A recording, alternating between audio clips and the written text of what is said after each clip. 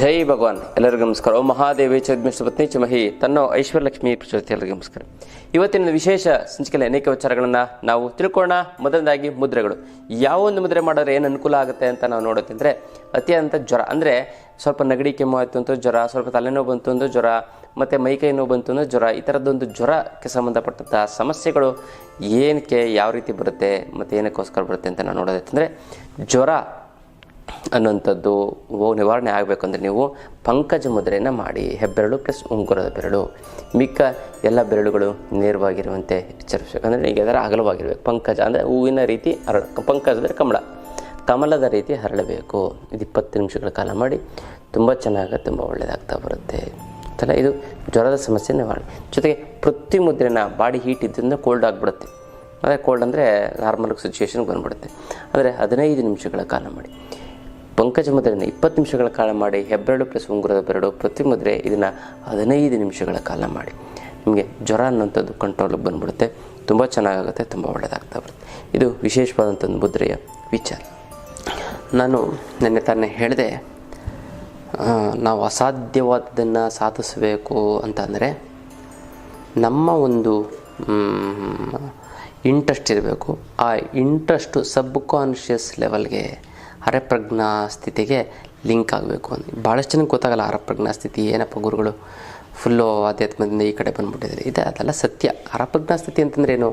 ದೇವ್ರ ಹತ್ರ ಹೋಗ್ತೀರ, ದೇವರೇ ಒಳ್ಳೇದು ಮಾಡಪ್ಪ ಅಂತ, ದಟ್ ಈಸ್ ಎ ಭಕ್ತಿಯಿಂದ ಕೈ ಮುಗಿದಾಗ ಅದು ಸಬ್ ಕಾನ್ಷಿಯಸ್ ಲೆವೆಲ್ಗೆ ಹೋಗುತ್ತೆ. ಅದನ್ನೇ ಭಕ್ತಿ ಅನ್ನುವಂಥದ್ದು. ಅದೆಲ್ಲ ದೇವ್ರ ಹತ್ರ ಹೋಗ್ತೀರಪ್ಪ, ಪರಮಾತ್ಮ ಭಗವಂತ ಒಳ್ಳೇದು ಮಾಡಪ್ಪ, ಇದೇ ಭಕ್ತಿ. ಕಣ್ಣು ಮುಚ್ಕೊಂಡು ಸುಮ್ಮನೆ ಏನೋ ಒಳ್ಳೇದು ಮಾಡಪ್ಪ ಅಂದ್ಬಿಟ್ಟು ಇನ್ನೇನು ಯೋಚನೆ ಮಾಡೋದಲ್ಲ. ದೇವ್ರ ಹತ್ರ ಹೋಗಬೇಕು, ನಿಂತ್ಕೋಬೇಕು, ಸಂಪೂರ್ಣವಾದ ದರ್ಶನ ಮಾಡಬೇಕು. ಅದಕ್ಕೆ ತುಂಬ ರಶ್ ಇದ್ದಾಗ ಹೋಗೋಕ್ಕೆ ಹೋಗಬೇಡಿ. ಸ್ವಲ್ಪ ಖಾಲಿ ಇದ್ದಾಗ ನೀವು ದರ್ಶನವನ್ನು ಮಾಡಿ. ನಾವು ಮೊನ್ನೆ ಯುಗಾದಿ ಹಬ್ಬಕ್ಕೆ ದರ್ಶನ ಮಾಡೋಕ್ಕೆ ಹೋಗಿ ಗಂಗಮ್ಮನ ದೇವಸ್ಥಾನಕ್ಕೆ. ಏನು ಸಿಕ್ಕಾಪಟ್ಟೆ ರಶ್ಶು, ಏನು ಉದ್ದಕ್ಕಿದೆ. ನಾವು 2 ಬರೋಕ್ಕಾದರೂ ದರ್ಶನ ಮಾಡೋಕ್ಕಾಗಲ್ಲ. ಬಿಡು ಏನು ಅಂತ ಅಂದ್ಬಿಟ್ಟು ವಾಪಸ್ ಬಂದ್ಬಿಟ್ಟು ನೆಕ್ಸ್ಟ್ ಡೇ ಹೋದ್ವಿ. ನೆಕ್ಸ್ಟ್ ಡೇ ಸೇಮ್ ಅಲಂಕಾರ ಅದೇ ಇತ್ತು. ಕಾಂತಾರ ಅಲಂಕಾರ ಮಾಡಿದರು. ಅದ್ಭುತವಾಯಿತು. ಬೆಂಗಳೂರು ಮಲ್ಲೇಶ್ವರಂ ದೇವಸ್ಥಾನದಲ್ಲಿ, ಮಲ್ಲೇಶ್ವರಂ ಗಂಗಮ್ಮನ ದೇವಸ್ಥಾನ ಅದ್ಭುತವಾಗಿತ್ತು, ಚೆನ್ನಾಗಿತ್ತು. ಮ್ಯೂಸಿಕ್ ಎಲ್ಲ ಹಾಕಿದ್ರು, ಕಾಂತಾರ ಅಲಂಕಾರ ಮಾಡಿದರು. ಕೈಯಲ್ಲಿ ಪಂಜು ಮತ್ತು ಕತ್ತಿ ಮತ್ತು ಹಿಂದ್ಗಡೆ ಪ್ರಭಾವಳಿ, ಇದೆಲ್ಲ ಅದ್ಭುತವಾಗಿತ್ತು ಆಯ್ತಲ್ಲ. ಇದನ್ನು ನಾವೇನು ಮಾಡಿದ್ವಿ ಅಂತಂದರೆ ನೋಡಿದ್ವಿ. ನಿಂತ್ಕೊಂಡೆ 3-5 ನಿಮಿಷ ನಿಂತ್ಕೊಂಡು ಸಂಪೂರ್ಣವಾಗಿ ಕಣ್ಣು ತುಂಬಿಕೊಂಡು, ತಾಯಿ ಎಂಥ ಸೌಂದರ್ಯ ತಾಯಿ, ನಿನ್ನ ಆಶೀರ್ವಾದ ಒಂದೇ ಅಲ್ಲಿ. ನಾನು ಭಗವಂತನ ಹತ್ರ ಏನು ಕೇಳಬೇಕು ಅಂತ ಅಂದ್ಕೊಂಡೆ, ಹೋದ ತಕ್ಷಣ ಅದು ಕೊಡು ಇದು ಕೊಡು ಅಂತ. ನನ್ನ ಆಶೀರ್ವಾದ ಅಂದರೆ ಎಲ್ಲದು ಆಸ್ತಿ ಅಂತಸ್ತು ಆರೋಗ್ಯ ಎಲ್ಲವೂ ಇರುತ್ತೆ. ನಿನ್ನ ಆಶೀರ್ವಾದ ಒಂದು ಕೊಡು ತಾಯಿ. ನೋಡಲ್ಲಿ ಎಷ್ಟು ಅದ್ಭುತವಾಗಿದೆ. 2 ಕಣ್ಣು ಸಾಕಾಗಲ್ಲ ತುಂಬ್ಕೊಳ್ಳೋದಕ್ಕೆ ಅಂತ ಸಂಪೂರ್ಣವಾದ 5 ನಿಮಿಷ ನಿಂತ್ಕೊಂಡು ಸಂಪೂರ್ಣ ಖಾಲಿ ಬೆರಳಿಂದ ಹಿಡಿದು ತಲೆವರೆಗೂ ಸಂಪೂರ್ಣವಾಗಿ ನೋಡಿದೆ. ಯಾರು ಕಡಿಮೆ ಜನ, ತುಂಬ ಕಡಿಮೆ ಜನಕ್ಕೆ ಬರ್ತಾರೆ ನಮಸ್ಕಾರ ಮಾಡೋದು. ನಾನು ಹೋಗಿ ನಿಂತ್ಕೊಟ್ಟೆ, ದೂರ ಹೋದೆ, ಹೋಗಿ ಕೂತ್ಕೊಂಡು ನೋಡಿದೆ, ನೆಮ್ಮದಿಯಾಗಿ ಬಂದೆ. ಈ ಥರ ಇರಬೇಕು ಗೊತ್ತಲ್ಲ. ರಶಲ್ಲಿದ್ದಾಗ ಹೋಗೋದು, ನೂಗ್ತಾ ಇರ್ತಾರೆ, ಹಿಂಸೆ ಕೊಡ್ತಾ ಇರ್ತಾರೆ. ಹಬ್ಬದ ದಿನ ಒಳ್ಳೆಯದೇ, ಇನ್ನು ಹೋಗಬೇಡಿ ಅಂತ ಹೇಳ್ತಾ ಇಲ್ಲ. ಅದು ತುಂಬ ರಶ್ ಇತ್ತು ಅಂತಂದರೆ ಬೇಡ. ಕಾಮಾಗಿರುವಂಥದ್ದು ದೇವ್ರನ್ನ ಆರಾಮಾಗಿ ಮಾತಾಡ್ಸ್ಕೊಂಡು ಬಂದ್ಬಿಡ್ಬೋದು. ಮನಸ್ಸಿನಲ್ಲಿ ಮಾತಾಡಿಸಿ ನೀವು, ದೇವರು ಕೂಡ ಮಾತಾಡುತ್ತೆ ನಿಮ್ಮ ಮನಸ್ಸಿನಲ್ಲಿ ಗೊತ್ತಲ್ಲ. ನಮ್ಗೆ ಯಾಕೆ ಮಾತಾಡಲ್ಲ? ಕೆಲವೊಂದು ಅತಿ ಬುದ್ಧಿವಂತರು ಇರ್ತಾರೆ. ಅತಿ ಬುದ್ಧಿವಂತರು ಮತ್ತು ದಡ್ಡರು ಎರಡರೂ ಒಂದೇ. ಯಾಕಂದರೆ ಅವನು ಮಾತು ಕೇಳಲ್ಲ, ದಡ್ಡನೂ. ಅತಿ ಬುದ್ಧಿವಂತನೂ ಮಾತು ಕೇಳಲ್ಲ. ದೇವರನ್ನ ಮಾತಾಡ್ತೀರ, ಖಂಡಿತವಾಗ್ಲೂ ನಾನು ಮಾತಾಡಿಸ್ತೀನಿ. ನೀವು ಕೂಡ ಮಾತಾಡಿಸ್ಬೋದು. ದೇವರು ಅಂತಂದರೆ ನಮ್ಮೊಳಗೆ ಇರುವಂತಹ ಒಂದು ಪರಮಾತ್ಮ. ನಿಮ್ಮೊಳಗೆ ತಾನೆ. ಇವಾಗ ಯಾರೇ ಮಾತಾಡ್ಸಿದ್ರು ಕೂಡ ನಿಮ್ಮ ಕಿವಿ ಚೆನ್ನಾಗಿದೆ, ಅದು ಕೇಳುತ್ತೆ. ಅಂದರೆ ನಿಮ್ಮಲ್ಲೇ ಇರುತ್ತೆ ಆ ಕಿವಿ ಗೊತ್ತ. ನೀವು ರಿಸೀವ್ ಮಾಡಿಕೊಂಡ್ರೆ ತಾನೇ ದೇವ್ರನ್ನೂ ಕೂಡ ಚೆನ್ನಾಗಿ ಮಾತಾಡಿಸ್ಬೋದು ನೀವು ಗೊತ್ತಲ್ಲ. ನಿಮ್ಮಲ್ಲಿರುವಂಥ ಒಂದು ಪರಮಾತ್ಮನ ಮೂಲಕ ಆ ಪರಮಾತ್ಮ ಮಾತಾಡ್ತಾನೆ. ಫೀಲಿಂಗ್ಸು ಗೊತ್ತಲ್ಲ. ಖಂಡಿತವಾಗ್ಲೂ ನಾನು ಮಾತಾಡಿಸ್ತಾನೇ ಇರ್ತೀನಿ. ನಮ್ಮಲ್ಲೇ ಇದ್ದಾನೆ ದೇವರು. ಲಿಂಗ ಏನಕ್ಕೆ ಕಟ್ತೀವಿ ನಾವು ಗೊತ್ತಲ್ಲ. ಡಾಲರ್ ಅಂತ ಏನು ಹಾಕೋತೀವಿ, ಆಂಜನೇಯ ಡಾಲರ್ ಹಾಕೋತೀವಿ, ಗದೆ ಹಾಕೋತೀವಿ, ಎಷ್ಟೊಂದು ಇದು ಮತ್ತು ಸರಗಳು ಹಾಕೋತೀವಿ. ಹೆಣ್ಮಕ್ಳು ಸರ ನಕ್ಲಸಲ್ಲಿ ಲಕ್ಷ್ಮಿ ಇರ್ತಾಳೆ. ಎಲ್ಲಿ ಇರ್ತಾಳೆ ಅಂದರೆ ಏನಕ್ಕೆ ಈ ಸರಗಳಲ್ಲಿ ದೇವ್ರನ್ನ ಕೂರಿಸ್ತಾರೆ ಅಂತಂದರೆ ಇದನ್ನ ಹಾಕ್ಕೊಂಡ್ರೆ ನಿಮ್ಮಲ್ಲೇ ಇರ್ತಾನೆ ದೇವರು ಅಂತ ಅರ್ಥ ಅದು ಅಲ್ವಾ. ನಿಮ್ಮಲ್ಲೇ ಇರ್ತಾರೆ. ಈ ಕ್ರಿಶ್ಚಿಯನ್ಸು ಯೇಸು ಇದನ್ನು ಪ್ಲಸ್ ಹಾಕ್ಕೊಂಡಿರ್ತಾರೆ. ಅದು ಇಲ್ಲೇ ಎದೆ ಮೇಲೆ ಇರ್ತಾನೆ, ನಿಮ್ಮಲ್ಲೇ ಇರ್ತಾನೆ ಪರಮಾತ್ಮ ಅಂತ, ಎಲ್ಲೂ ಇಲ್ಲ ಅಂತ. ಬಟ್ ಅದು ಸಾಂಕೇತಿಕವಾಗಿ ನಾವಿಲ್ಲ ಹಾಕೋತೀವಿ ಅಂತಲ್ಲ. ಸೊ ಹಾಗಾಗಿ ಖಂಡಿತವಾಗಿ ನನ್ನ ಹತ್ರ ಯಾರೋ ಬಂತು ಅಂದರೆ ತುಂಬ ಕಷ್ಟ ಹೇಳ್ಕೊಂಡಾಗ ಭಗವಂತ ಹೆಂಗಾರು ಮಾಡಿ ಇವರು ಒಂದು ಸಮಸ್ಯೆನ ಬಗೆಹರಿಸು ತಂದೆ ಅಂತ ಕೇಳಿಸಿದ ತಕ್ಷಣ ಪಟ್ಟಂತ ಏನೋ ಒಂದು ತಂತ್ರವನ್ನು ಹೇಳ್ತಾನೆ. ಆ ತಂತ್ರ ಹೇಳ್ತೀನಿ ಹಿಂಗೆ ಮಾಡಿ ಅಂತಾರೆ. ಅವರು ಅದೇ ಥರ ಮಾಡಿಬಿಡ್ತು ಅಂತಂದರೆ ಲೈಫ್ ಲಾಂಗ್ ಅವ್ರು ಯಾವುದೇ ರೀತಿಯಂಥ ಕಷ್ಟಗಳನ್ನು ಅನುಭವಿಸಲ್ಲ, ಮತ್ತು ಸಮಸ್ಯೆಗಳನ್ನು ಅನುಭವಿಸೋದಿಲ್ಲ. ಬಂದು ಗುರುಗಳೇ ತುಂಬ ಚೆನ್ನಾಗಾಗಿದೆ ಗುರುಗಳೇ ಅಂತ ಅಂದ್ಕೊಂಡು ಹೋಗಿರುವಂಥವ್ರು ತುಂಬ. ಅದಕ್ಕೋಸ್ಕರ ನೀವೇನು ಮಾಡಬೇಕು ಅಂತಂದರೆ ನಿಮ್ಮ ಇಂಟ್ರೆಸ್ಟನ್ನು ಸಬ್ಕಾನ್ಷಿಯಸ್ ಲೆವೆಲ್ಗೆ, ಅಂದರೆ ನಿಮ್ಮ ಒಳಗಡೆ ಇರುವಂಥ ಪರಮಾತ್ಮ ಅರಪಜ್ಞಾ ಸ್ಥಿತಿ ಅಂತ ಏನು ಕರಿತೀವಿ, ನಿಮ್ಮ ಒಳಗಡೆ ಇರುವಂಥ ಪರಮಾತ್ಮ ಮನಸ್ಸು ಅಂತ ಅಂದ್ಕೊಳ್ಳಿ. ಅದಕ್ಕೆ ಭಾವನೆಗಳೊಂದಿಗೆ ಅಟ್ಯಾಚ್ ಮಾಡಬೇಕು. ನಿಮ್ಮ ಮನಸ್ಸಲ್ಲಿರುವಂಥದ್ದು ಭಾವನೆ ಇದೆಯಲ್ಲ, ನಿಮ್ಮ ಒಂದು ನಿಮ್ಗೇನು ಗುರಿ ಇಟ್ಕೊಂಡಿದ್ದೆ ಭಾವನೆ, ಇದು ಮಾಡಿದ್ಬಿಟ್ರೆ ಸಾರ್ಥಕ ಜೀವನಪ್ಪ, ನಾನೊಂದು ಮನೆ ತೊಗೊಬಿಟ್ರೆ, ನಾನಿಂಥ ಕಂಪ್ನಿ ಸ್ಟಾರ್ಟ್ ಮಾಡಿ ಸಕ್ಸಸ್ ಆಗಿಬಿಟ್ರೆ ನನ್ನ ಜೀವ ತಣ್ಣಗೆ ನನ್ನ ಆತ್ಮ, ಆ ಥರ ಒಂದು ಫೀಲಿಂಗ್ಸ್ ಬೆಳೆಸ್ಕೊಂಡಾಗ ಮಾತ್ರ ನಿಮಗೆ ಅದಾಗುತ್ತೆ ಅಷ್ಟಲ್ಲ. ಅದನ್ನು ಬಿಟ್ಟು ನಾವು ನಾನೇ ಅದೆಲ್ಲ ಫ್ಯಾಕ್ಟ್ರಿ ಮಾಡೋಕ್ಕೆ, ನಾನೇ ಇನ್ನೊಬ್ಬನ ಹತ್ರ ಕೆಲಸಕ್ಕೆ ಹೋಗ್ತಾ ಇದ್ದೀನಿ, ಇನ್ನು ನಾನು ಒಂದು 100 ಜನಕ್ಕೆ ಕೆಲಸ ಕೊಡೋದು, ಅದೆಲ್ಲ ಅಸಾಧ್ಯವಾದ ಮಾತು ಅಂತ ಅಂದ್ಕೊಬಿಟ್ರೆ ಮುಗಿದೋಯ್ತು, ಅಲ್ಲಿ ಜೀವನದಲ್ಲಿ ಮುಂದೆ ಬರೋದಿಲ್ಲ ಅಲ್ಲ. ಹಾಗಾಗಿ ನಿಮ್ಮ ಒಂದು ಇಂಟ್ರೆಸ್ಟನ್ನು, ನಿಮ್ಮ ಒಂದು ಆಸೆಯನ್ನು, ಕನಸನ್ನು ಮನಸ್ಸಿಗೆ ತಲುಪಿಸೋದನ್ನು ಯಾವುದರ ಒಂದು ಫೀಲಿಂಗ್ಸ್ ಮೂಲಕ ತಲುಪಿಸ್ಬಿಡ್ತು ಅಂತಂದರೆ ಅದಾಗುತ್ತೆ ಅಲ್ಲ. ಇದು ವಿಶೇಷವಾದಂಥ ಒಂದು ವಿಚಾರ. ಇನ್ನು ಬರಬೇಕಾಗಿರೋ ದುಡ್ಡು ಬರ್ತಾಯಿಲ್ಲ ಅಂತಂದರೆ, ಕೊಡೋರಿಗೆ ಕೊಡೋಕ್ಕಾಗ್ತಾಯಿಲ್ಲ ಅಂತಂದರೆ, ಸಿಕ್ಕಾಪಟ್ಟೆ ಸಾಲ ಆಗಿತ್ತು ಅಂತಂದರೆ, ಗುರುಗಳೇ ದುಡ್ಡು ನೀರು ಥರ ಖರ್ಚಾಗ್ತಾಯಿದೆ ಗುರುಗಳೇ, ಏನು ಮಾಡಬೇಕು ಅನ್ನೋಂಥದ್ದೇ ಗೊತ್ತಾಗ್ತಾ ಇಲ್ಲ ಗುರುಗಳೇ. ಸಾಲದವರು ಫೋನ್ ಮೇಲೆ ಫೋನು, ಮೆಸೇಜ್ ಮೇಲೆ ಮೆಸೇಜು, ಮನೆ ಹತ್ರ ಬಂದು ಗಲಾಟೆ ಮಾಡ್ತೀನಿ ಅಂತಾರೆ ಗುರುಗಳೇ, ನಾನು ಏನು ಮಾಡಬೇಕು ಗೊತ್ತಾಗ್ತಾ ಇಲ್ಲ ಅಂತ ಏನಾರು ಇತ್ತು ಅಂತಂದರೆ ತಲೆನೇ ಕೆಡಿಸ್ಕೊಬಿಡಿ. ಅದಕ್ಕೆಲ್ಲ ಏಕೈಕ ರಾಮಬಾಣ ಅಂತಂದರೆ ಅಷ್ಟಲಕ್ಷ್ಮಿ ಯಂತ್ರ. ಈ ಅಷ್ಟಲಕ್ಷ್ಮಿ ಯಂತ್ರವನ್ನು ಮನೆ ಇಟ್ಟು ಪ್ರತಿಷ್ಠಾಪನೆ ಮಾಡಿದ್ದೇ ಆಯಿತು ಅಂತಂದರೆ ಅದು ಎಂಥದ್ದೇ ಹಣಕಾಸಿನ ಸಮಸ್ಯೆ ಇದ್ದರೂ ಕೂಡ ನಿವಾರಣೆ ಆಗೋಗ್ಬಿಡುತ್ತೆ. ಕೇವಲ ಸಾಲ ಮಾಡಿರೋರ್ಗೆ ಮಾತ್ರ ಅಲ್ಲ ಗುರುಗಳೇ, ಇನ್ನು ಕೆಲವರು ನನಗೆ ತುಂಬ ಸಾಲ ಪಾಲ ಏನೂ ಇಲ್ಲ ಗುರುಗಳೇ, ಬಟ್ ಊಟ ತಿಂಡಿ ಬಟ್ಟೆಗೆ ಏನು ತೊಂದರೆ ಇಲ್ಲ ಗುರುಗಳೇ, ಏನು ಸ್ಯಾಲ್ರಿ ಬರ್ತಾಯಿದೆ, ಬಟ್ ಆದರೆ ಒಂದು ಸೈಟ್ ತೊಗೊಳಕ್ಕಾಗ್ತಾಯಿಲ್ಲ, ಒಂದು ಮನೆ ಕಟ್ಟೋಕ್ಕಾಗ್ತಾಯಿಲ್ಲ ಗುರುಗಳೇ, ಮಕ್ಕಳಿಗೆ ಮದುವೆ ಮಾಡಬೇಕು, ಮಕ್ಕಳನ್ನ ಓದಿಸ್ಬೇಕು, MBA 7-8 ಲಕ್ಷ ರೂಪಾಯಿ ಖರ್ಚಾಗುತ್ತೆ, ಅದು ಇದು ಮಾಡಬೇಕು ಅಂತಾರೆ, ಆಗ್ತಾಯಿಲ್ಲ ಗುರುಗಳೇ. ಮಕ್ಕಳಿಗೆ ಮದುವೆ ಮಾಡಬೇಕು, 15-20 ಲಕ್ಷ ರೂಪಾಯಿ ಖರ್ಚಾಗುತ್ತೆ ಗುರುಗಳೇ, ಏನು ಮಾಡೋದು, ದುಡ್ಡಿಲ್ಲ, ಬಟ್ ಊಟ ತಿಂಡಿಗೆ ಏನು ತೊಂದರೆ ಇಲ್ಲ ಗುರುಗಳೇ ಅಂತ ಹೇಳ್ತಾರೆ. ಏನು ಮಾಡೋದು ಗುರುಗಳೇ ಅಂತಾರೆ. ಇನ್ನು ಕೆಲವರು ಗುರುಗಳೇ ನಮ್ಮ ಫ್ರೆಂಡ್ಸ್ ರಿಲೇಟಿವ್ಸ್ ಎಲ್ಲ ಫಾರಿನ್ ಟೂರು ಮತ್ತು ಒಡವೆಗಳೆಲ್ಲ ಹಾಕ್ಕೊಂಡು ಕಾರು ಗಿರು ಅಂತೆಲ್ಲ ತುಂಬ ಜೋರಾಗಿದ್ದಾರೆ ಗುರುಗಳೇ, ನಮ್ಮ ರಿಲೇಷನ್ ಎಲ್ಲ ಚೆನ್ನಾಗಿದ್ದಾರೆ ಫ್ರೆಂಡ್ಸಲ್ಲಿ, ನಾವೇ ಈ ಥರ ತುಂಬ ಫೈನಾನ್ಷಿಯಲಿ ತುಂಬ ವೀಕು ಗುರುಗಳೇ, ಏನು ಮಾಡೋದು ಅಂತಾರೆ. ತಲೆನೇ ಕೆಡಿಸ್ಕೊಬೇಡಿ. ಅದಕ್ಕೂ ಕೂಡ ಏಕೈಕ ರಾಮಬಾಣ ಅಂದರೆ ಅಷ್ಟಲಕ್ಷ್ಮಿ ಯಂತ್ರ ಗೊತ್ತಲ್ಲ. ಇದುವರೆಗೂ ಆ ಥರ ಯಾರ್ಯಾರು ಅಷ್ಟಲಕ್ಷ್ಮಿ ಯಂತ್ರ ತೆಗೆದುಕೊಂಡಿದ್ರೋ ಅವ್ರು ಇದುವರೆಗೂ ಯಾವುದೇ ಕಾರಣಕ್ಕೂ ಕೂಡ ಜೀವನದಲ್ಲಿ ಹಣಕಾಸಿನ ಸಮಸ್ಯೆಯನ್ನು ಅನುಭವಿಸೇ ಇಲ್ಲ. 100ಕ್ಕೆ ಒಂದು 2-3 ಜನ ಬಿಟ್ಟರೆ ಇನ್ನು 97-98 ಜನಕ್ಕೆ ತುಂಬ ಚೆನ್ನಾಗಾಗಿದೆ, ಆಗುತ್ತೆ, ಹಿಂದೆ ಆಗಿತ್ತು, ಈಗಲೂ ಕೂಡ ಆಗಿದೆ, ಇನ್ನು ಮುಂದಕ್ಕೂ ಕೂಡ ಆಗುತ್ತೆ. ಅಷ್ಟು ಒಂದು ಪವರ್ಫುಲ್ ಆಗಿರೋಂಥ ಯಂತ್ರ ನಾನು ನಿಮಗೆ ಕೊಡ್ತಾ ಇರೋಂಥದ್ದು. ಖಂಡಿತವಾಗ್ಲೂ ಕೂಡ ಖುದ್ದು ನನ್ನ ಭೇಟಿಯಾಗಿ ತೆಗೆದುಕೊಂಡೋಗಿ, ಇದನ್ನು ಕೊರಿಯಲ್ಲಿ ಕಳಿಸೋದಕ್ಕಾಗೋದಿಲ್ಲ, ನೇರವಾಗಿ ಬಂದು ಖುದ್ದು ನನ್ನ ಭೇಟಿಯಾಗಿ ತೆಗೆದುಕೊಂಡೋಗಿ ಅಥವಾ ನಿಮ್ಮ ಕಡೆಯವ್ರನ್ನ ಯಾರು ಕಳಿಸಿ ಗೊತ್ತಲ್ಲ ಅದನ್ನು ಕೊಡಿ. ಇದಕ್ಕೆ ಮುಟ್ಟು ಕಟ್ಟು ಚಟ್ಟು ಮಡಿ ಮೇಲ್ಗೆ ಸೂತ್ಕ ಗಿತ್ಕ ವೆಜ್ಜು ನಾನ್ ವೆಜ್ಜು ಜಾತಿ ಗೀತಿ ದಿಕ್ಕು ಗಿಕ್ಕು ಆ ಥರದ್ದು ಏನೂ ಇಲ್ಲ ಗೊತ್ತಲ್ಲ. ಇಟ್ಟರೆ ಸಾಗೋ ಕೆಲಸ ಆಗುತ್ತೆ. ದೇವ್ರ ಮನೆಲ್ಲಾರು ಇಡ್ಬೋದು, ಬೀರನ್ನೆಲ್ಲಾರು ಇಡ್ಬೋದು, ಪ್ರತಿದಿನ ಪೂಜೆ ಮಾಡಲೇಬೇಕು ಅಂತ ಕಂಡೀಷನ್ನು ಏನೂ ಕೂಡ ಇಲ್ಲ. ಭಾಳಷ್ಟು ಜನ ಹೇಳ್ತಾರೆ ಗುರುಗಳೇ ತೊಗೋಬೇಕು ಅಂತ ಆಸೆ ಗುರುಗಳೇ, ತೊಗೊಳಕ್ಕೆ ಆಗ್ತಾಯಿಲ್ಲ. 10 ಬಾರಿ ಸ್ಟ್ರಾಂಗಾಗಿ ಸಂಕಲ್ಪ ಮಾಡಿ, ಹೆಂಗೋ ನಿಮ್ಮ ಮನೆಗೆ ಅಷ್ಟಲಕ್ಷ್ಮಿ ಯಂತ್ರ ಬರುತ್ತೆ, ನೀವಾಗಿದ್ದು ನೀವು ಬಂದು ತೆಗೆದುಕೊಂಡು ಹೋಗ್ತೀರ. ಅಷ್ಟು ಪವರ್ಫುಲ್ ಇದೆ ಅಷ್ಟಲಕ್ಷ್ಮಿ ಯಂತ್ರ. ಕರ್ಮ ಕಳೆದಿದ್ದರೆ ಮಾತ್ರ ತೊಗೋದಕ್ಕಾಗೋದು. ಎಲ್ಲರೂ ಕೂಡ ಎಷ್ಟೋ ಜನ ಆಫೀಸ್ ಹತ್ರ ಬಂದು ಆಶ್ರಮಕ್ಕೆ ಬಂದು ಹಾಗೆ ಕೇಳ್ಕೊಂಡು ವಾಪಸ್ ಹೊಟ್ಟೋಗ್ಬಿಟ್ಟಿದೆ.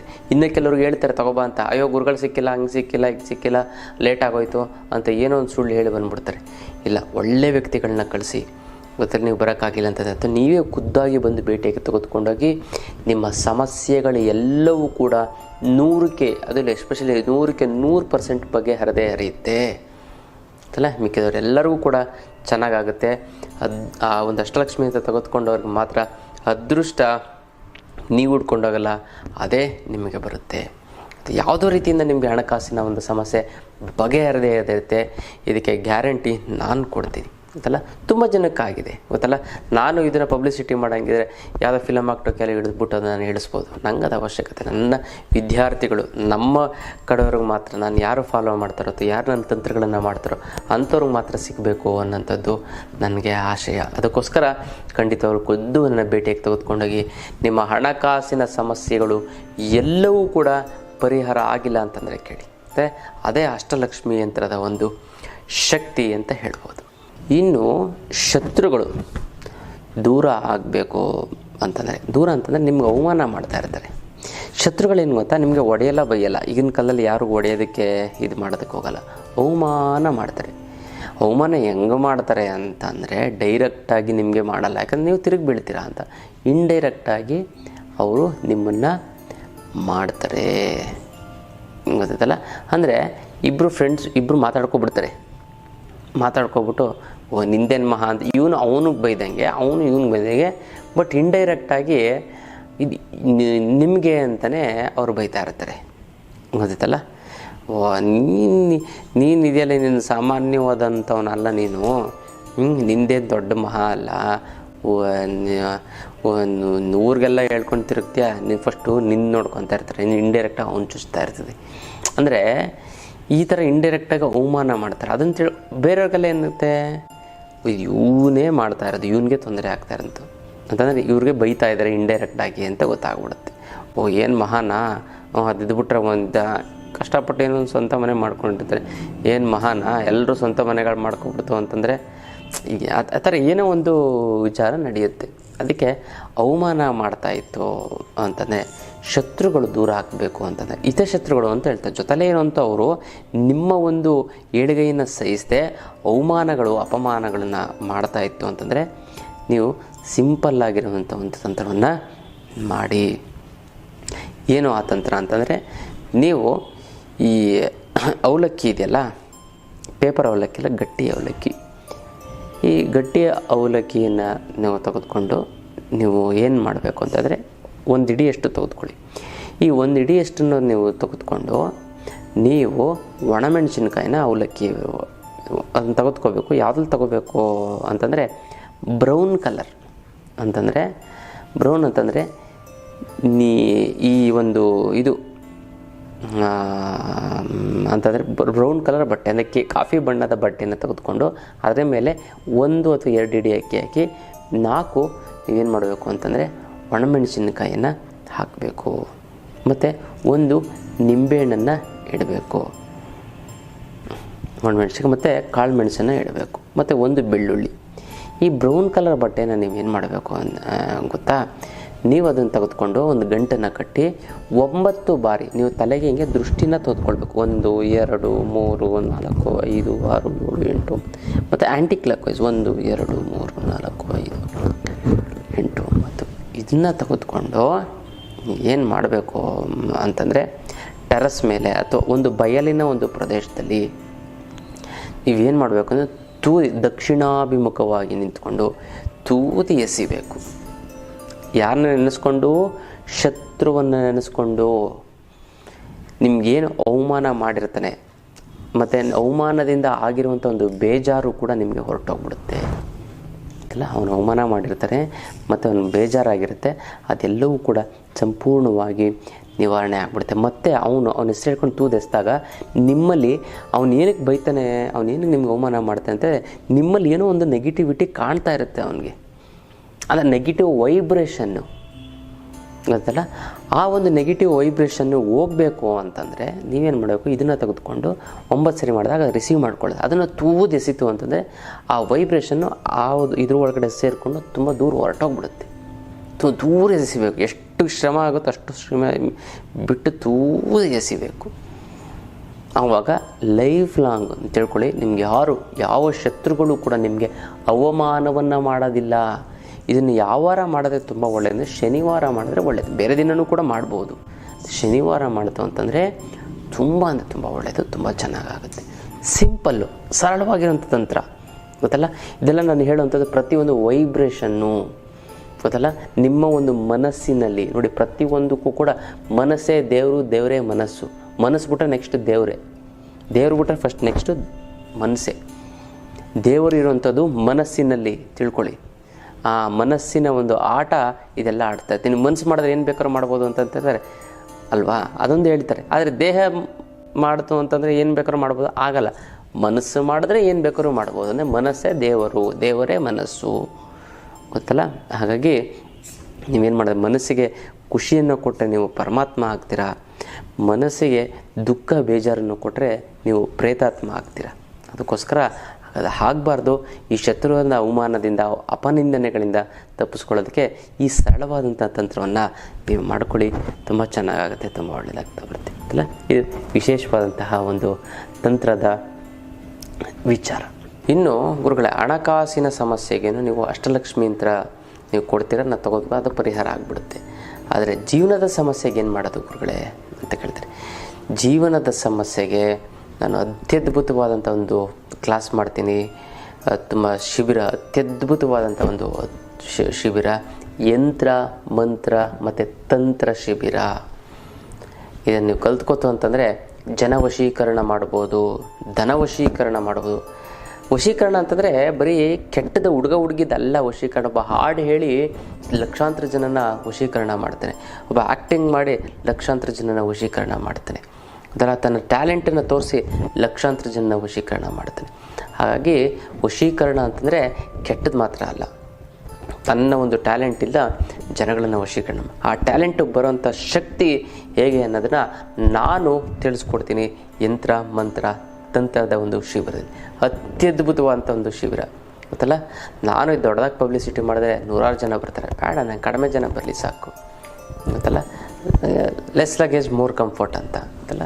ಕೆಲವೊಂದರ ವಿದ್ಯೆಗಳು ಅದ್ಭುತವಾಗಿ, ಯಾಕಂದರೆ ಭಕ್ತಿಯಿಂದ ಬಂದು ಗುರುಗಳ ಮೇಲೆ ಒಂದು ಭಕ್ತಿ, ಗುರುಗಳ ಮೇಲೆ ಒಂದು ನಂಬಿಕೆ, ವಿಶ್ವಾಸ ಇತ್ತು ಅಂತಂದ್ರೆ ಮಾತ್ರ ಕಲ್ತ್ಕೋಬೇಕು ಅನ್ನೋದು ನನ್ನ ಆಶೆ ಗೊತ್ತಲ್ಲ. ಏನೋ ಹೇಳ್ಕೊಟ್ಬಿಡ್ತಾರೆ, ಏನೋ ಒಂದು ಖಂಡಿತವಾಗ್ಲೂ ಕೂಡ ನೀವು ಬೇರೆಯವ್ರಿಗೆ ಹೇಳಿಬಿಡಿ, ನೀವು ಮಾತ್ರ ಕಲ್ತ್ಕೊಂಡೋಗಿ. ನಾನು ಹೇಳ್ತೀನಿ ಯಾಕೆ ಅಂತಂದರೆ ನೀವು ಚೆನ್ನಾಗಾಗಿ ಗೊತ್ತಲ್ಲ. ಬೇರೆಯವ್ರನ್ನ ಹೇಳ್ಕೊಟ್ಬಿಡ್ತು ಅಂತಂದರೆ ಈ ವಿದ್ಯೆನ ಅವ್ರು ಚೆನ್ನಾಗಿ, ನನ್ನ ಸ್ವಾರ್ಥಕ್ಕೋಸ್ಕರ ಹೇಳ್ತಾರೆ, ಕರ್ಕೊಂಡು ಬನ್ನಿ, ಒಳ್ಳೆ ವ್ಯಕ್ತಿಗಳಿದ್ದರೆ ಖಂಡಿತ ಕರ್ಕೊಂಡು ಬನ್ನಿ, ನಿಮಗೆ ಬೇಕಾದವರು, ನಿಮಗೆ ಸಪೋರ್ಟ್ ಮಾಡೋವಂಥವ್ರು ಗೊತ್ತಲ್ಲ. ಆದರೆ ನೀವು ಮಾತ್ರ ಬಂದು ಕಲ್ತ್ಕೊಂಡೋಗಿ ಚೆನ್ನಾಗಾಗಿ, ಯಾಕಂದರೆ ನೀವು ನಮ್ಮ ವಿದ್ಯಾರ್ಥಿಗಳು. ತುಂಬ ಖುಷಿ ಆಯಿತು ಗುರುಗಳೇ, ಎಷ್ಟು ಚೆನ್ನಾಗಿ ಕಮೆಂಟ್ಗಳಾಗ್ತಾರೆ ಅಂತ. ತನುಶ್ರೀ ಅಂತ ಅಂದ್ಬಿಟ್ಟು ಅದ್ಭುತವಾಗಿ ಕಮೆಂಟ್ ಆಗ್ತಾರೆ, ಗುರುಗಳೇ ನಂಗೆ ಚೆನ್ನಾಗಾಯಿತು, ನೀವು ಹೇಳೋ ತಂತ್ರ ಸೂಪರು ಅಂತ. ಮತ್ತು ರಮ್ಯಾ ಅಂತ ಅವರು ಕೂಡ ತುಂಬ ಚೆನ್ನಾಗಿ ಕಮೆಂಟನ್ನು ಯಾವಾಗಲೂ ಕೂಡ ಮಾಡ್ತಾಯಿರ್ತಾರೆ. ಗುರುಗಳೇ ನಂಗೆ ಅದಾಯಿತು, ಇದು ಒಳ್ಳೇದಾಯಿತು, ಇದಾಯಿತು, ನಂಗೆ ತಮ್ಮ ಸಕ್ಸಸ್ ಆಯಿತು, ಬೇರೆಯವ್ರುಗಳೇ ಅವ್ರಿಗೂ ಒಳ್ಳೇದಾಯಿತು, ಖುಷಿಯಾಗುತ್ತೆ, ಸಾಕು. ಆ ಒಂದು ತೃಪ್ತಿ ನನಗೆ ಸಾಕು. ಅದಕ್ಕೋಸ್ಕರ ಯಂತ್ರ ಮಂತ್ರ ತಂತ್ರದ ಶಿಬಿರವನ್ನು ಕಲ್ತ್ಕೊಳ್ಳಿ. ಜನವಶೀಕರಣ ಧನವಶೀಕರಣ ಆಗುತ್ತೆ. ಯಾವ್ಯಾವ ಸಮಸ್ಯೆಗೆ ನಿವಾರಣೆ ಆಗ್ತಾವೆ ಅಂತ, ಗಂಡ ಹೆಂಡತಿ ಜಗಳ ನಿವಾರಣೆ ಆಗ್ತಾ ಬಂದ್ಬಿಡುತ್ತೆ, ಮತ್ತು ಕೋರ್ಟ್ ಕಚೇರಿಗಳ ಸಮಸ್ಯೆ ನಿವಾರಣೆ ಆಗ್ತಾ ಬರುತ್ತೆ, ಮತ್ತು ಹಣಕಾಸಿನ ಸಮಸ್ಯೆ ನಿವಾರಣೆ ಆಗ್ತಾ ಬರುತ್ತೆ. ತಪ್ಪು ಡಿಸಿಷನ್ ತೊಗೊಂಡು ಜೀವನ ಹಾಳು ಮಾಡ್ಕೊ ಅದು ಸರಿ ಹೋಗ್ತಾ ಹೋಗುತ್ತೆ. ಮತ್ತು ನಿಮ್ಮ ಮಾತಿನಲ್ಲಿ ಒಂದು ಹಿಡಿತ ಅನ್ನೋದು ಬರುತ್ತೆ, ಶಕ್ತಿ ಬರುತ್ತೆ, ನಿಮ್ಮ ಮಾತನ್ನು ಎಲ್ಲ ಕೇಳ್ತಾರೆ, ಜ್ಞಾನ ವೃದ್ಧಿ ಆಗುತ್ತೆ, ಬುದ್ಧಿ ಬರುತ್ತೆ, ಶಕ್ತಿ ಬರುತ್ತೆ, ಆರೋಗ್ಯ ಬರುತ್ತೆ. ಮುದ್ರೆಗಳನ್ನು ಹೇಳ್ಕೊಡ್ತೀನಿ, ಅತ್ಯದ್ಭುತವಾದಂಥ ಮುದ್ರೆಗಳನ್ನ ಹೇಳ್ಕೊಡ್ತೀನಿ. ಆದರೆ ನೀವು ಸಿಂಪಲ್ಲಾಗಿ ಆ ಮುದ್ರೆ ಮಾಡ್ಕೊಂಡ್ರೆ ಸಾಕು, ಲೈಫ್ ಲಾಂಗ್ ನಿಮ್ಗೆ ಯಾವ ಕಾಯಿಲೆನೂ ಕೂಡ ಬರೋದಿಲ್ಲ. ಅಂತ ಅತ್ಯದ್ಭುತವಾದಂಥ ಮುದ್ರೆಯನ್ನು ನಾನು ನಿಮ್ಗೆ ತಿಳಿಸ್ಕೊಡ್ತೀನಿ ಗೊತ್ತಲ್ಲ. ತುಂಬ ಸರಳವಾಗಿದೆ, ತುಂಬ ಎಫೆಕ್ಟಿವ್ ಆಗಿದೆ. ಜೀವನದಲ್ಲಿ ಆ ಕೆಲವೇ ಮುದ್ರೆಗಳನ್ನು ಮಾಡಿದ್ರೆ ಸಾಕು, ಲೈಫ್ ಲಾಂಗ್ ನಿಮ್ಗೆ ಯಾವ ಇರೋ ಕಾಯಿಲೆನೂ ಹೊರಟೋಗ್ಬಿಡುತ್ತೆ, ಬೇರೆ ಯಾವ ಕಾಯಿಲೆನೂ ಕೂಡ ಬರೋದಿಲ್ಲ. ಅಂಥ ಒಂದು ಪವರ್ಫುಲ್ ಆಗಿರುವಂಥ ಮುದ್ರೆ, ಸೀಕ್ರೆಟ್ ಆಗಿರುವಂಥ ಮುದ್ರೆ, ಅತ್ಯದ್ಭುತವಾದಂಥ ಮುದ್ರೆನ ಹೇಳ್ಕೊಡ್ತೀನಿ. ಮತ್ತು ಕಿವಿಯಲ್ಲಿ ಬೀಜಾಕ್ಷರಿ ಮಂತ್ರವನ್ನು ನಾನು ನಿಮಗೆ ತಿಳಿಸ್ಕೊಡ್ತೀನಿ. ಆ ಒಂದು ಬೀಜಾಕ್ಷರಿ ಮಂತ್ರ ಇಟ್ಕೊಂಡು ಪ್ರಪಂಚವನ್ನು ಆಳ್ಬೋದು ನೀವು ಅದಲ್ಲ, ಅದನ್ನು ನೀವು ಮಾಡ್ಕೊಳ್ಳಿ ಅಂತೆಲ್ಲ. ಒಳ್ಳೆ ನೀವೆಲ್ಲ ಆಳಿಲ್ಲ ಪ್ರಪಂಚನ ಅಂತ ಕೇಳುವಾಗೆಲ್ಲ ಒಂದು ಬುದ್ಧಿವಂತರು ನೋಡಿ. ನಾನು ಹೇಳೋಂಥದ್ದು ನಾವು ಅಧ್ಯಾತ್ಮದಲ್ಲಿರೋಂಥವ್ರು, ಎಷ್ಟು ಬೇಕೋ ಅಷ್ಟು ನಾನು ಮಾಡ್ಕೊತೀನಿ. ತುಂಬ ಅತಿ ಆಸೆ ಇತ್ತು ಒಂದು ಎಲ್ಲ ಗುಡ್ಡೆ ಹಾಕೊಂಡು ಏನು ಮಾಡೋಣ, 1000 ಕೋಟಿ 2000 ಕೋಟಿ ತೊಗೊಂಡು ಏನು ಮಾಡೋಣ ಅಲ್ವಾ. ಆವಾಗಲೂ ಇಷ್ಟೇ ತಿನ್ನೋದಿಷ್ಟ ಅನ್ನ ಮಲ್ಕೊಳ್ಳೋದು ಒಂದು ಮೂಲೆಯಲ್ಲಿ. ಆವಾಗಲೂ ಏನು 2000 ಕೋಟಿ ದುಡ್ಡುಬಿಡ್ತು ಅಂತಂದರೆ ಏನು ವಿಶೇಷವಾದಂಥ ಒಂದು ಸ್ವರ್ಗ ಏನು ಸಿಕ್ಬಿಡಲ್ಲ. ಅವನು ಮನುಷ್ಯ, ನೀವು ಕೋಟಿ ಕಾರ್ ತೊಗೊಳ್ಳಿ, 10 ಕೋಟಿ ಕಾರ್ ತೊಗೊಳ್ಳಿ, ಅದು ರೋಡ್ ಮೇಲೆ ಹೋಗೋದು ಅಲ್ಲ 2 ಲಕ್ಷದ ಕಾರ್ ಸೆಕೆಂಡ್ ಹ್ಯಾಂಡ್ ಕಾರ್ ತೊಗೊಳ್ಳಿ, ಅದು ರೋಡ್ ಮೇಲೆ ಹೋಗೋದು, ಸ್ಪೆಷಲಿ ಏನಿಲ್ಲ, ಸ್ವಲ್ಪ ಕಂಫರ್ಟಬಲ್ ಇರುತ್ತೆ ಅಷ್ಟೇ. ಅದು ಬಿಟ್ಟರೆ ಸೊ ಆಧ್ಯಾತ್ಮದಲ್ಲಿ ನನ್ನ ವಿದ್ಯಾರ್ಥಿಗಳು ನೀವು ಮುಂದೆ ಬರಬೇಕು, ಗೊತ್ತಲ್ಲ. ಈ ಒಂದು ಶಿಬಿರವನ್ನು ನೀವು ಅಟೆಂಡ್ ಮಾಡಿದ್ದೇ ಆಯಿತು ಅಂತಂದರೆ ನಿಮ್ಮ ದೇಹವನ್ನೇ ನಾನು ಯಂತ್ರ ಮಾಡ್ತೀನಿ, ನಿಮ್ಮ ಮಾತನ್ನೇ ಮಂತ್ರ ಮಾಡ್ತೀನಿ, ನೀವು ಮಾಡುವಂಥ ಎಲ್ಲ ಕೆಲಸವೂ ಕೂಡ ತಂತ್ರವನ್ನು ಆಗಬೇಕು, ಆ ರೀತಿ ಮಾಡಿಕೊಡ್ತೀನಿ. ತುಂಬ ಸರಳ, ಅತಿ ಸರಳವಾಗಿರುವಂಥದ್ದು ನಾನು ಹೇಳ್ಕೊಡ್ತೀನಿ. ನೀವು ಮಾಡಿ. ಮಾಟಮಂತ್ರ ವಾಮಾಚಾರ ಪ್ರಯೋಗ ಆಗಿದ್ದೆ ಅಂತ ಯಾವುದೇ ರೀತಿಯಂಥ ದೃಷ್ಟಿದೋಷಗಳಿತ್ತು ಅಂತಂದರೆ, ಯಾವುದೇ ಶತ್ರುವಾದಗಳಿದ್ರೂ ಕೂಡ ನಾನು ಹೇಳ್ಕೊಡೋ ಯಂತ್ರ ಮಂತ್ರ ತಂತ್ರದಿಂದನೇ ಅವನ ಸಂಪೂರ್ಣವಾಗಿ ಭಸ್ಮ ಮಾಡಿಬಿಡ್ಬೋದು, ದೂರ ಕಳಿಸ್ಬಿಡ್ಬೋದು, ಅವ್ರು ಇಲ್ಲೇ ಆದಂಗೆ ಮಾಡಿಬಿಡ್ಬೋದು ಅಲ್ಲ. ಆ ಥರ ಒಂದು ಮಾಡ್ಕೊಳ್ಬೋದು. ನೀವು ಮಾಡ್ಕೊಳ್ಳಿ, ಆ ಒಂದು ವಿದ್ಯೆಯನ್ನು ಕಲ್ತ್ಕೊಳ್ಳಿ. ಶಿಬಿರವನ್ನು ಮಾಡ್ತಾಯಿದ್ದೀನಿ, ಮಿಸ್ ಮಾಡದೆ ಮಾಡಿ ಅಲ್ಲ. ಇದು ವಿಶೇಷವಾದಂಥ ಒಂದು